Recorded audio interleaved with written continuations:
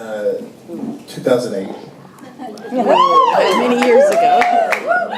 I was on this TV thing. A little show. And it was not Intervention. It was a show called American Idol. Thank you. I would like to think that I still am, but I'll You take still are. compliment. Still are.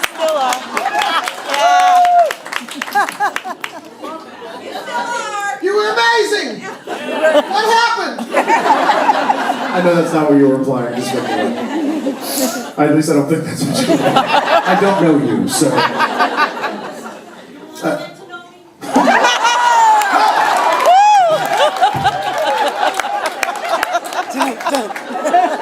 Very good. Good job.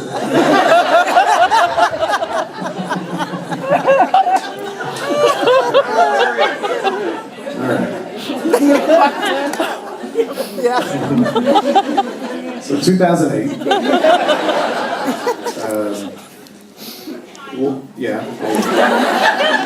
10 years ago. You know, you go through life and there's high points and low points and all that stuff, and that was certainly a high point.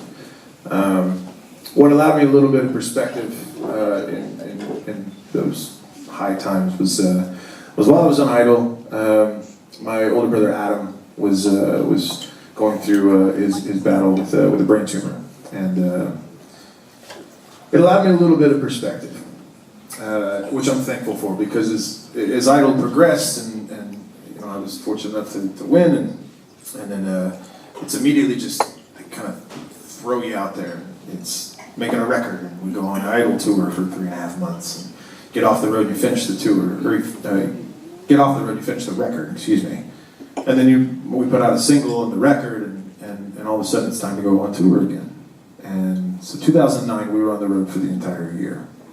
I had an absolute blast. I got to go to places I'd never been before, one of which was Boston.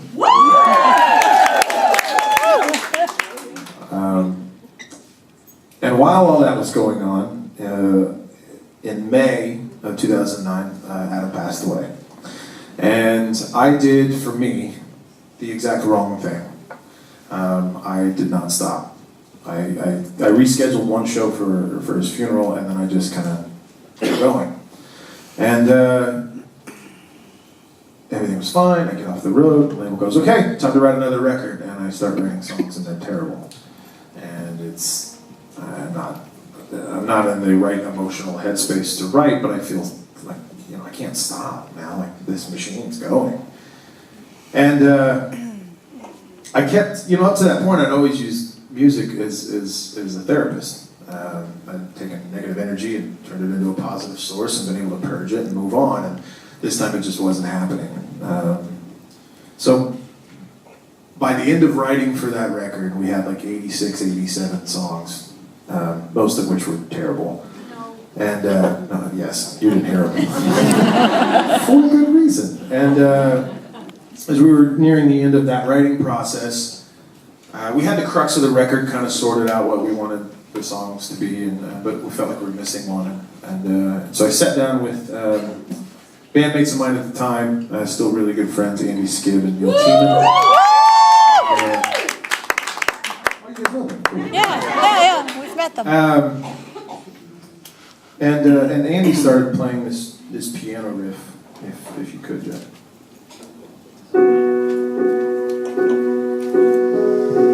And for whatever reason, that moment, I don't know if it was just being around friends as opposed to co-writers, to be able to be that vulnerable to kind of get it out of my system. And so this song was on that record, the record called This Hot Morning. And this song was my light at the end of the tunnel.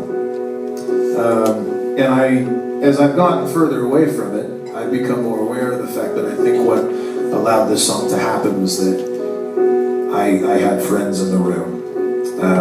And so now at 35 years old, I turned 36 at the end of the year,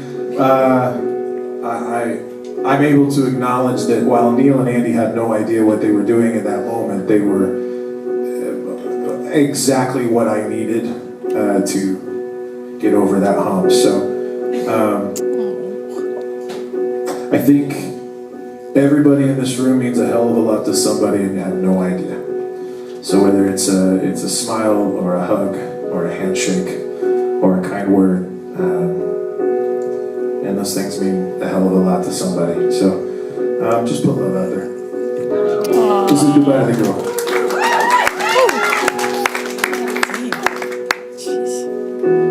Paint another picture, black and blue. Take another moment, one or two, just to get over you.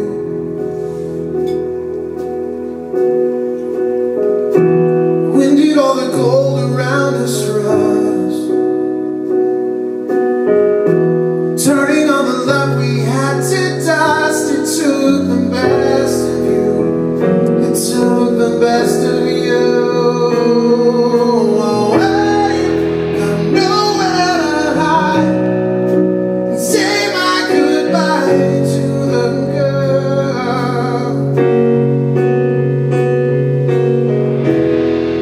I'm leaning on the edge of jumping off the ledge.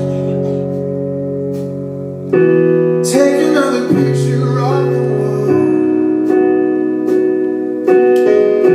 Just another moment, watch it fall into the ocean blue.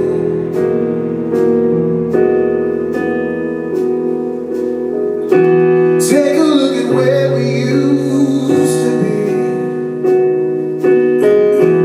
Now I'm just a vessel lost at sea.